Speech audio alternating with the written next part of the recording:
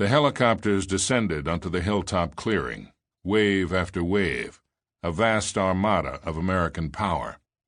Out of them tumbled soldiers with rifles and rucksacks, returning from the invasion of Cambodia. They were mud-caked and sodden after 3 days of monsoon rain, but many were grinning and snapping pictures with their buddies. A few flashed peace signs for the television cameras, happy to have survived this madcap ordeal. The United States and its South Vietnamese allies had crossed into Cambodia precisely 2 months earlier on President Richard Nixon's orders, setting off the biggest protests of the war at home.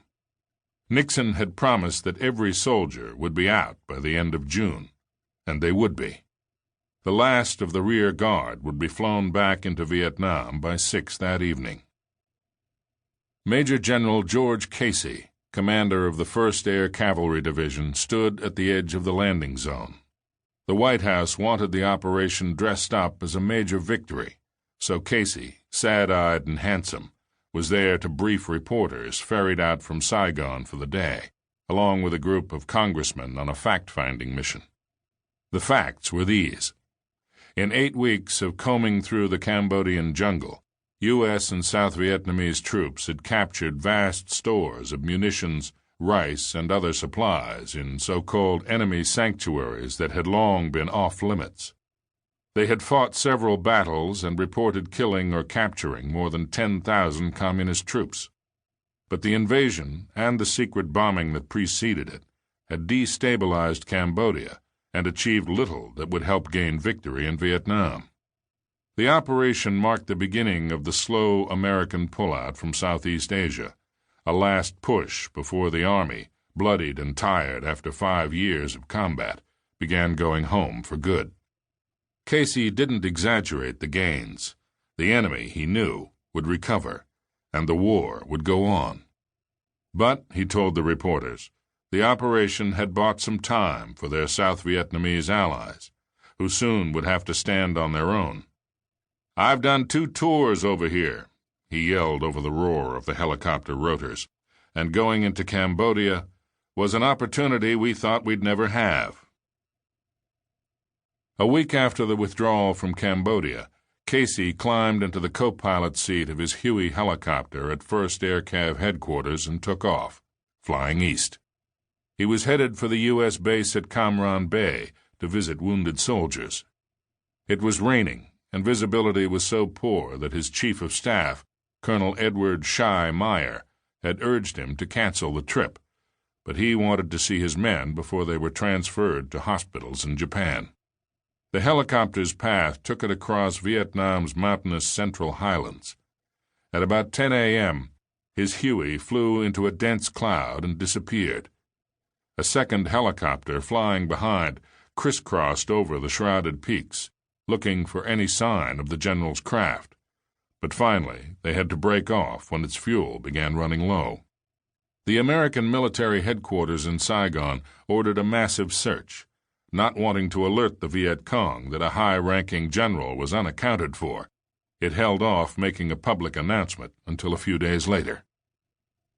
Casey's son, George Jr., was sitting in the apartment that he and his new wife Sheila shared on Pennsylvania Avenue in Washington, D.C., near the Capitol, when the phone rang. It was his mother. "Your father's helicopter crashed. He's missing," she told him. As they spoke, George tried to sound optimistic, as painful as it was, but when he hung up and told Sheila the news, he was matter-of-fact. "Mom's hopeful," he said, "but you don't go down in one of those helicopters and survive." He knew the Army. He had grown up with it, and even at age 22, had its fatalism about death. Born in Japan on an Army base, he spent his childhood years moving every 2 years with his parents from one installation to another, an experience that had turned him into a jokester who made friends easily and applied himself as little as possible.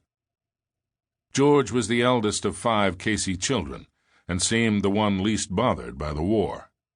In the spring of 1966, he had applied to go to the United States Military Academy at West Point, mostly to please his father, but his math grades had been too low to get in.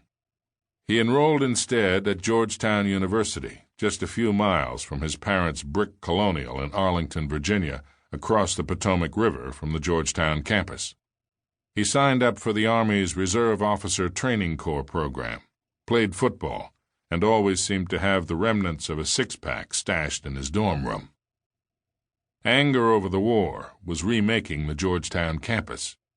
When George entered in 1966, male students still wore coats and ties to class, and more than 900 of his classmates were enrolled in the university's ROTC program.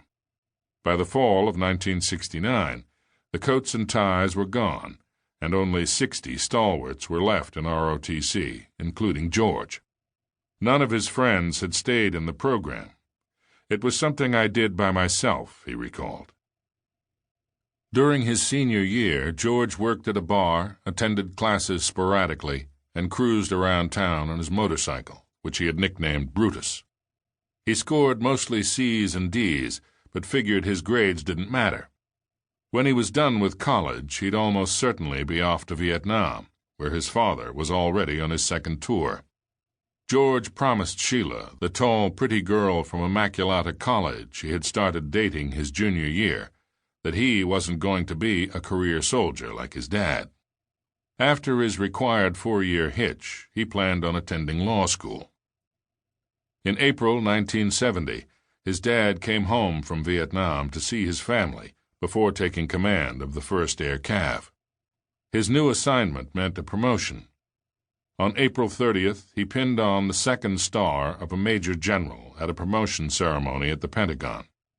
That evening, the Caseys hosted a party at their house to celebrate. To keep listening to this audiobook, I've left you a link in the description so you can do it, at no cost thanks to Audible's 30-day free trial.